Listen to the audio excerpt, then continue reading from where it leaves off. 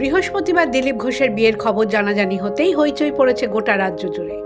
রাজনৈতিক মহল সরগরম। রাজ্যের বিরোধী দলের হেভিওয়েট নেতার বিয়ে নিয়ে কি বলছেন শাসক দলের নেতা মন্ত্রীরা? দিলীপদাকে দেখে ওই কথাটাই বারবার মনে হচ্ছে। প্রখ্যাত কবিগুরু রবীন্দ্রনাথের গান, সখী ভাবনা কাহারে বলে, সখী যাতনা কাহারে বলে, তোমরা যে বলো দিবস রজনী, ভালোবাসা ভালোবাসা, সখী ভালোবাসা কারে কয়। দিলীপদা এতদিনে রবীন্দ্রনাথকে উপলব্ধি করতে পেরেছেন, আত্মোপলব্ধি করতে পেরেছেন। তার জন্য দিলীপদাকে আমার সশ্রদ্ধ অভিনন্দন রইল। আমন্ত্রণটা পেলাম না আমরা, একটু না হয় রাজনীতির জায়গায়, আর এই সামাজিক অনুষ্ঠান অন্য জায়গায়।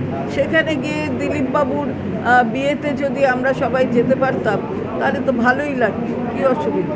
না হয় খাওয়াতেন না, কিন্তু যাবার পারমিশন দিতেন।